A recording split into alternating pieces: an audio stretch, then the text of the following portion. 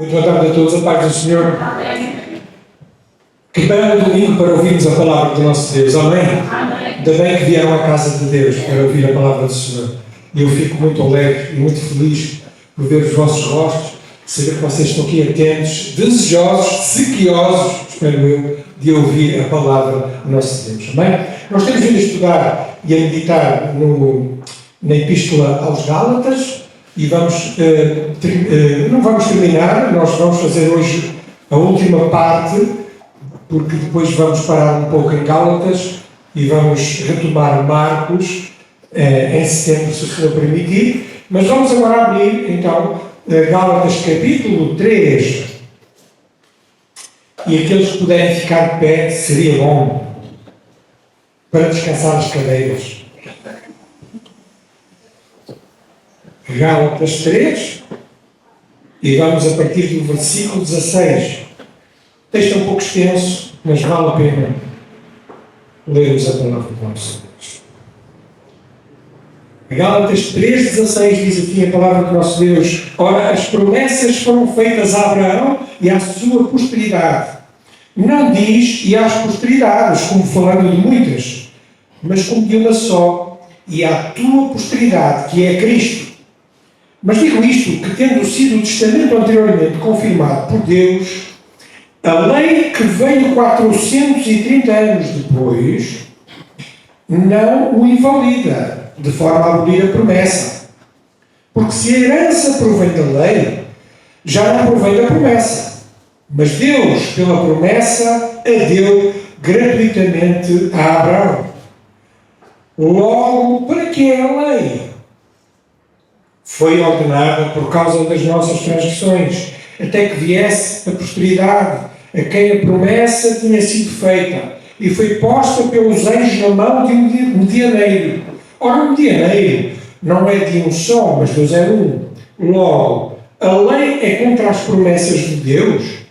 De nenhuma sorte, porque se dada fosse uma lei que pudesse vivificar, a justiça, na verdade, teria sido dada pela lei.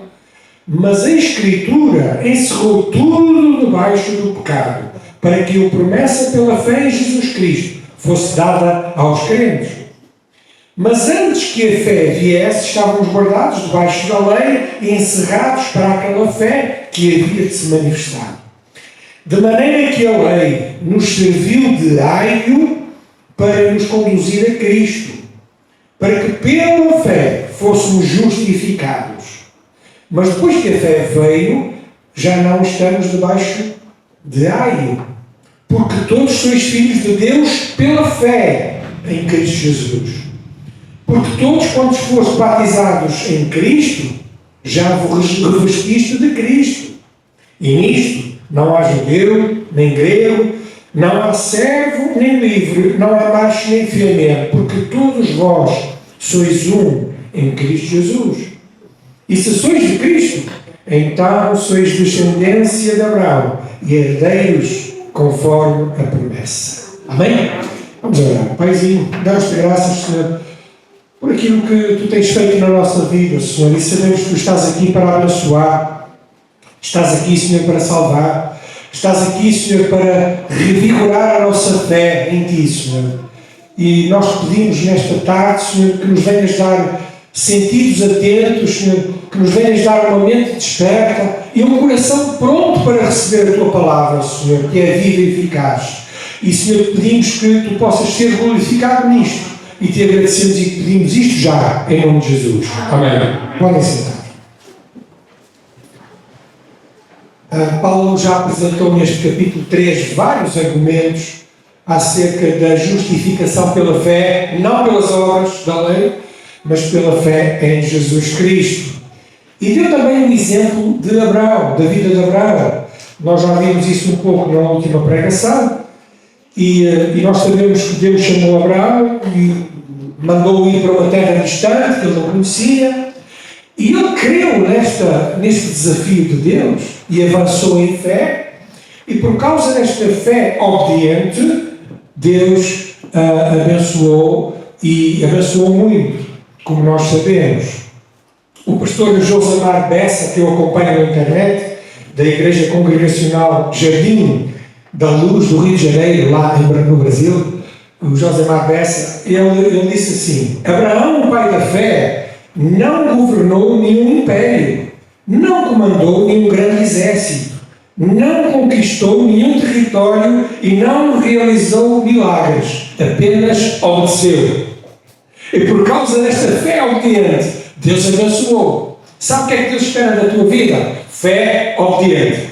Fé que não olha para trás, mas que avança rumo àquilo que Deus vai abrindo e fazendo na nossa vida. E aquilo que Deus tem para a tua vida é algo grandioso, não é algo pequeno. Deus é um Deus abençoador. É claro que por vezes podemos cair, podemos desanimar, podemos enfraquecer na nossa fé, mas Deus quer nos levantar nesta tarde também, amém? Deus abençoe.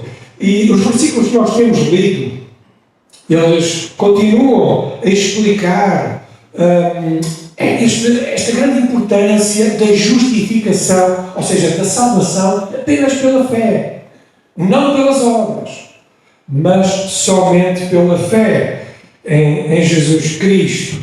E também explicam o propósito, porque é que a lei veio. Este sermão desta tarde, eu gostava que nós percebêssemos bem, afinal, para que é que veio a lei? Se a justificação é somente pela fé, e nós temos visto isso longamente, porque é que afinal a lei de Moisés veio? Porque é que Deus deu a lei a Moisés? Antes de tudo, eu gostava de relembrar que Deus fez grandes promessas a Abraão. Lá em Gênesis capítulo 12, até ao capítulo 17, nós temos ali grandes promessas. E pelo menos foram 4 grandes promessas. Notem bem. A primeira foi descendência. Deus prometeu a Abraão muitos filhos. Gênesis 17, 2 a 7. E o seu grande descendente, que muitos podem pensar assim numa primeira análise que foi Isaac, não foi. O grande descendente de Abraão, quem foi? Não, Jesus Cristo. Jesus Cristo. Esse era o descendente que iria nascer da semente de Abraão. Esse sim seria o grande. Deus também prometeu, deu uma promessa de um lugar. O Senhor prometeu a Abraão uma terra, um espaço, que ele não conhecia, mas que ele partiu. E rumo a essa terra, a terra de Canaã, onde se estabeleceu o povo de Israel, e onde foram firmadas muitas cidades, foram edificadas, e hoje é uma terra ainda que continua bastante conturbada, como nós sabemos, não é? Mas que alguém disse que é o umbigo do planeta Terra, porque tudo se passa ali, não é? Os olhos estão focados em Israel, de todo o mundo, porque realmente esta terrinha, que é tão pequenina, mas é tão importante, porque foi dada por Deus a Abraão. Mas Deus também prometeu uma nação. Deus prometeu a Abraão que ele seria o pai das multidões e que ele seria uma bênção também. A grande nação de Israel foi, em primeiro lugar, a grande nação que foi prometida a Abraão, mas depois surgiram outras nações fruto também da nação de Israel. E por último, uma das promessas grandes que Deus deu a Abraão foi que ele era um abençoador, que ele era uma bênção. Ele seria uma bênção para as outras nações, para as outras famílias. E nós vemos já aqui também em Gálatas 3:8, que em ti serão benditas todas as nações. Deus prometeu então que Abraão, todas as famílias da terra seriam abençoadas. E é por isso que nós hoje somos filhos da fé, filhos de Abraão, porque também temos uma família abençoada. Amém? É isso. A família da fé é uma família abençoada. E a lei mosaica, que foi dada 430 anos depois, conforme vimos aqui no versículo 17, ela não anulou as promessas que Deus tinha dado a Abraão. E as promessas que Deus deu a Abraão, que acabamos por resumir de uma forma rápida, continuaram a vigorar. E depois veio a lei, que foi dada a Moisés, mas não anulou, não retirou as promessas e o caminho da justificação pela fé que já tinha sido dado a Abraão. A aliança de Deus com Abraão foi anterior à lei. Por isso, a justificação pela fé tem prevalência, tem superioridade, tem mais autoridade do que a própria lei. Mas mesmo assim fica no ar a tal pergunta, que para alguns é incómoda.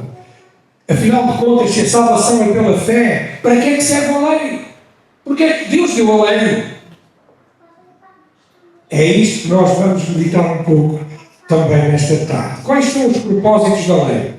Em primeiro lugar, o grande propósito da lei está logo no versículo 19, que nós lemos aqui, que eu gostava de reler. Há aqui a pergunta de Paulo, não é? Que é esta pergunta que nós já fizemos.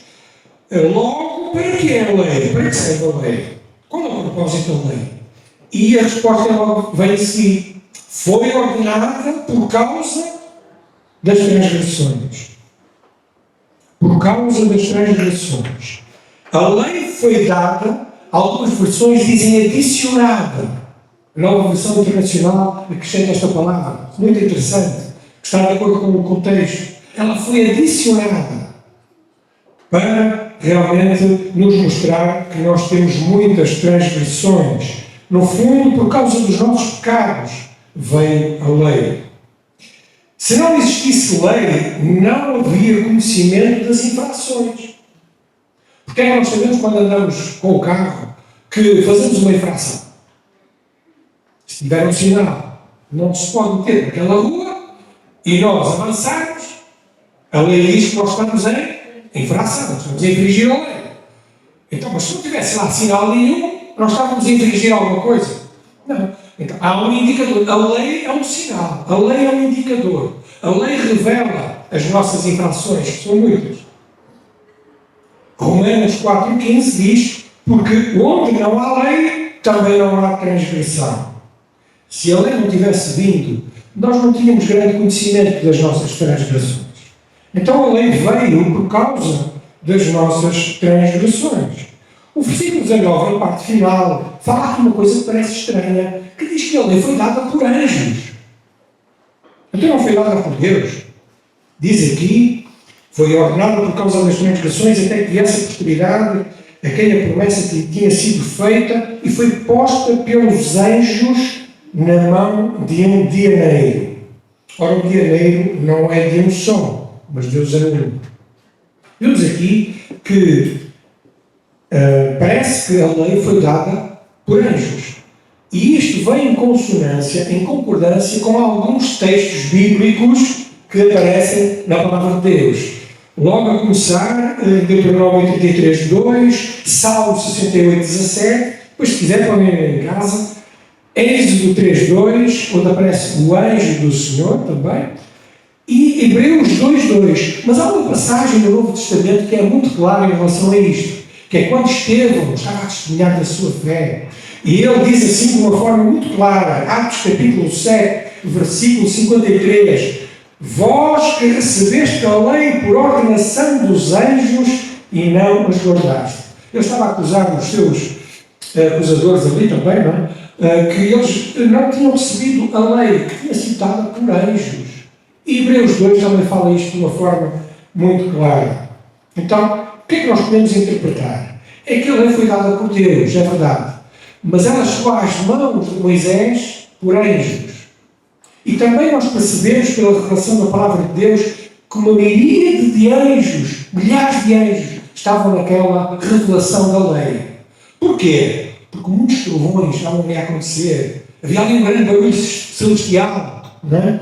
Tanto que eles até ficaram cheios de medo. E então havia ali um impacto muito grande celestial. E eram os anjos a trabalharem em favor da lei também. Por isso, a lei foi dada pelos anjos.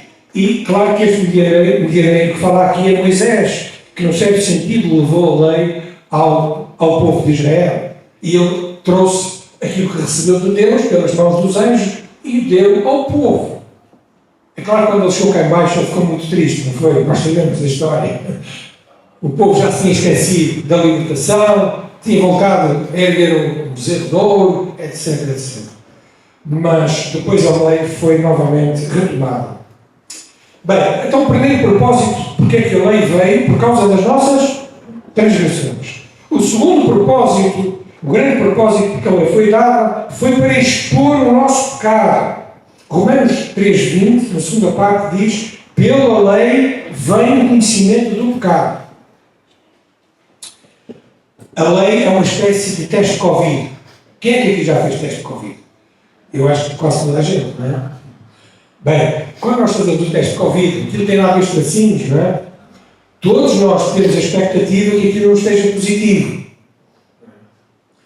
Mas se aquilo der positivo, significa o quê? Que nós temos a doença. O teste revela a doença. Mas se nós engolirmos o teste e nós ficarmos bons, não façam isso. Até porque aquilo é um bocado grande, que deve custar engolir. Portanto, o teste não cura nada. O teste apenas diagnostica, ou seja, identifica a doença, se temos ou não temos. A lei é isso que faz. Ela mostra a doença. É uma espécie de espelho.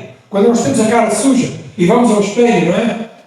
Espelho meu, não é essa a história, é outra. E nós vemos se temos a cara suja ou não. Realmente o espelho mostra-nos a nossa sujeira. Não é? Mas o espelho limpa a sujeira? Não. Apenas revela. A lei é este espelho que mostra a nossa sujeira da alma, a nossa sujeira do espírito, mas não tem a capacidade de curar. William Barclay, ele escreve assim: há na lei força e fraqueza ao mesmo tempo. Força, porque ela define o que é pecado, e fraqueza. Mas fraqueza, porque não consegue remediar o mal que a diagnostica. Ou seja, a lei, ela identifica o que é pecado. Quem lê a palavra de Deus facilmente chega à conclusão, e nós estivemos aqui na escola dominical a estudar durante longos meses os 10 mandamentos e os princípios que nós podemos extrair dos 10 mandamentos.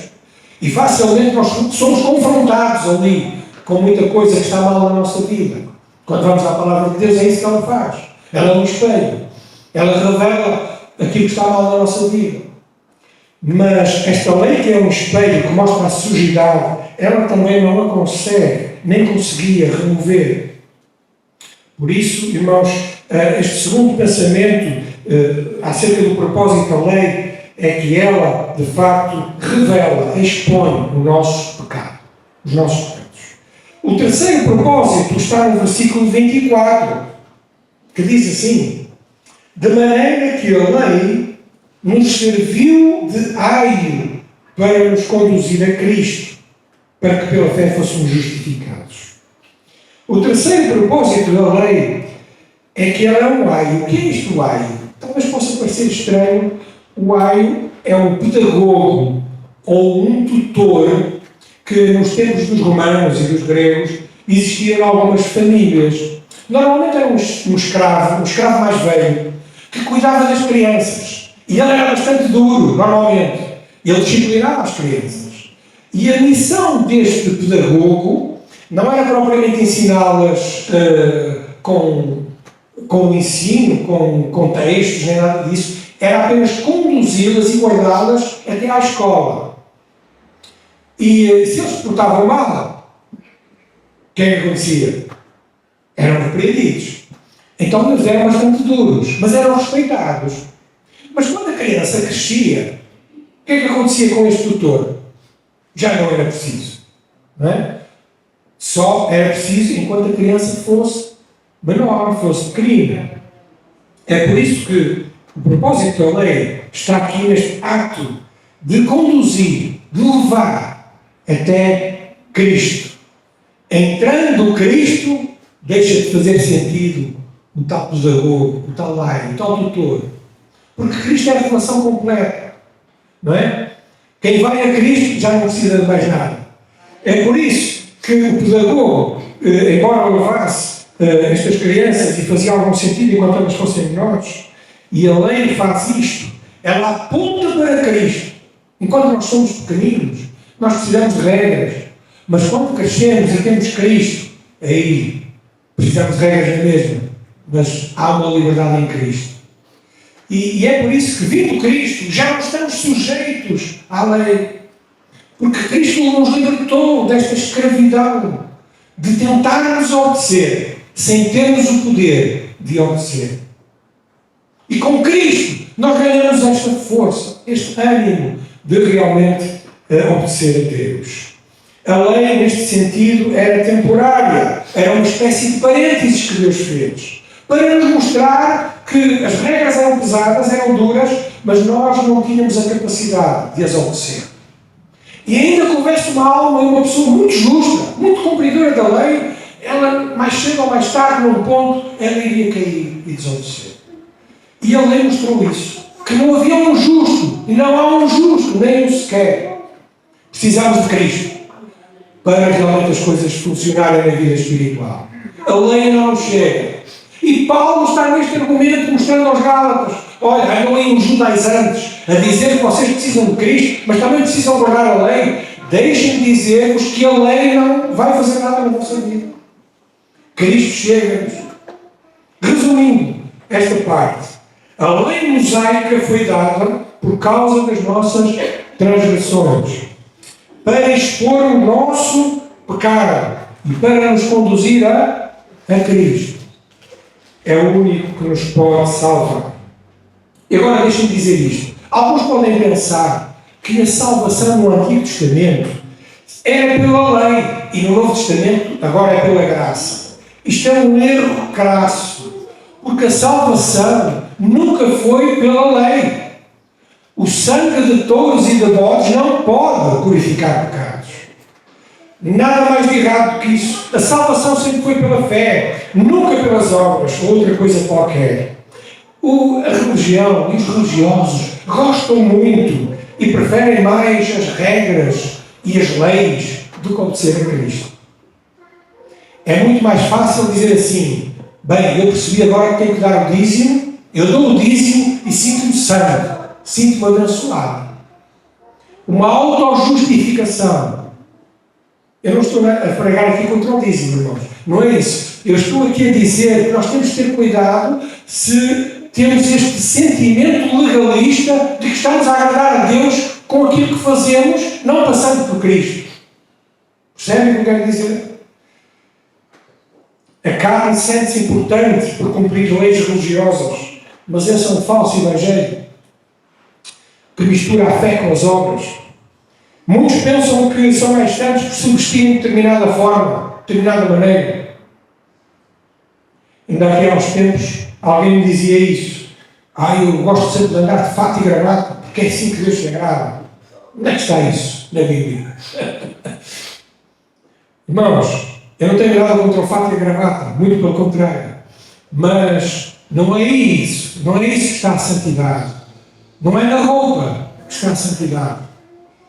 Alguns, por exemplo, gostam de comer certos alimentos, não bebem vinho, ou não fazem isto, ou não vão a certos lugares, e pensam que por fazer isso são melhores e mais santos do que os outros. Deixem-me dizer-vos, isso é mentira.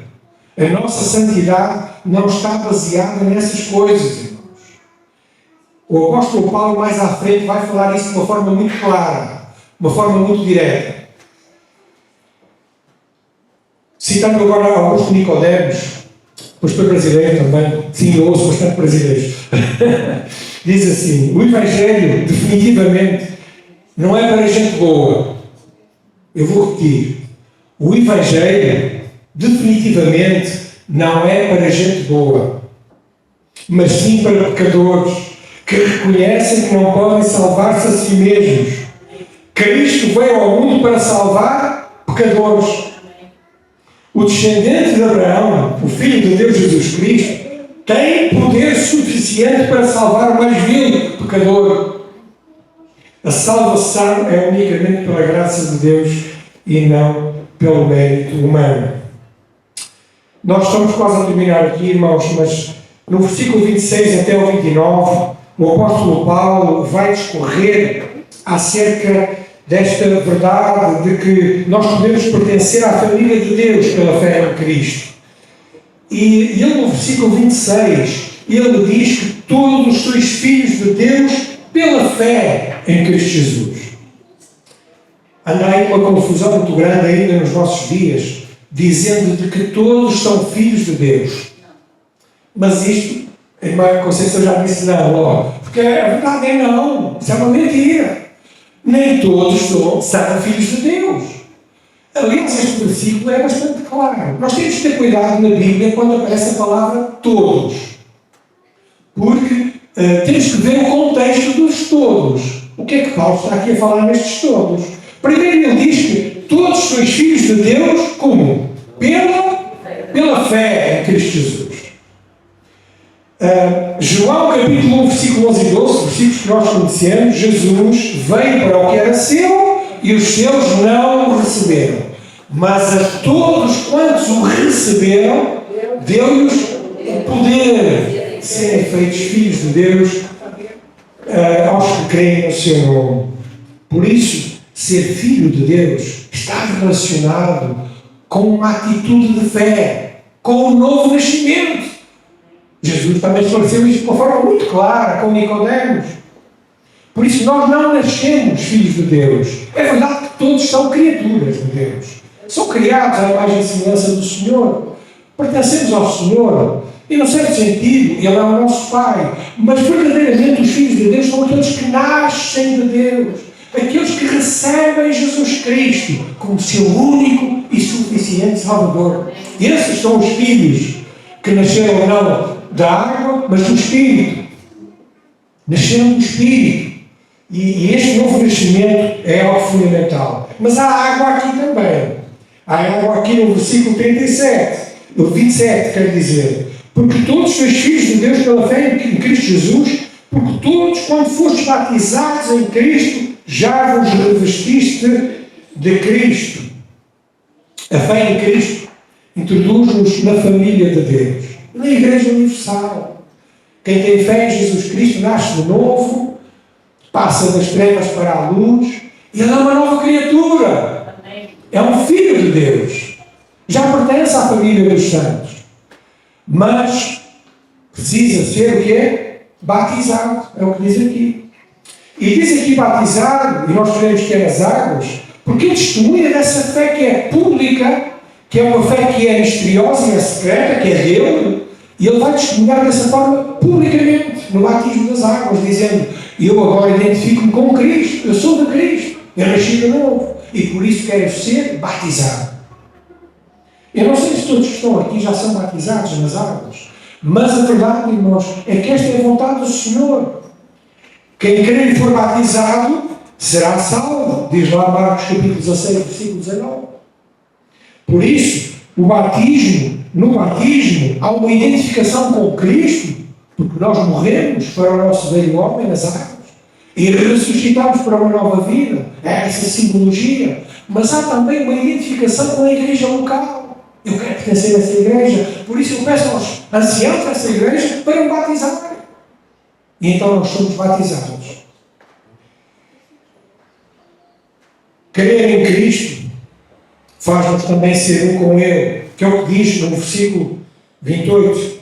Nisto não há judeu, nem grego, não há servo, nem livre, não há macho nem fêmea, mas todos vós sois um em Cristo Jesus.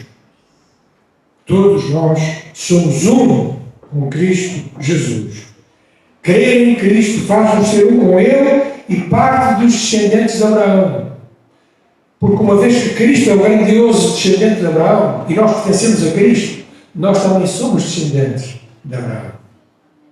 A nossa filiação divina é um ato amoroso de Deus. E aqui lembramos das palavras do apóstolo João, quando ele diz lá na sua carta, a primeira carta, capítulo 3, versículo 1 e 2: vede quão grande amor nos tem concedido o Pai, que fôssemos chamados filhos de Deus.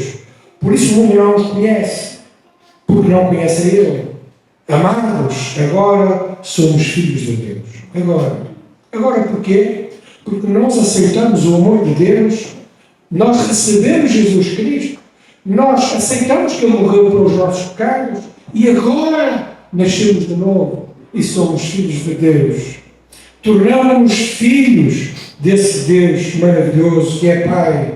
E nisto não há servo, não há livre, não há mulher, não há homem. Todo aquele que vem a Cristo é um conosco. Não há preto, não há branco. Não há brasileiro, não há português. Na família de Deus somos um. Não há ninguém melhor que o outro. Amém? Por isso, irmãos, a nossa filiação é algo maravilhoso para nós pensarmos. E esta passagem explora um pouco essa ideia, tornando-nos filhos de Deus por causa do seu amor, o amor do Pai. E a grande pergunta que eu gostava de terminar esta tarde é perguntando aqui nesta tarde se todos aqui se sentem que são filhos de Deus já. Se já nasceram de novo. Se realmente já confessaram os seus pecados a Cristo, se já desejaram as águas do batismo e dizem: eu sou verdadeiramente um filho de Deus. Eu tenho a convicção que Deus é o meu Pai. Amém? E se nós temos essa convicção, graças a Deus, que possamos viver de uma forma digna como filhos, não envergonhando o nosso Pai. Como é que podemos fazer isso? Santificando a nossa vida, dando bom testemunho, vivendo com contentamento, vivendo com alegria, vivendo testemunhando de Cristo, a tempo e fora de tempo. E se ainda não temos essa certeza, agora tu podes ter essa certeza bendita. Basta crer em Jesus, basta dizer: Senhor, entra na minha vida, eu recebo como meu Salvador e Senhor. Eu creio que Jesus Cristo é o meu único Salvador. Eu não quero viver por mim. Eu não quero viver fazendo boas obras para te agradar. Eu creio que tu já fizeste a grande obra no Calvário que te agradou completamente.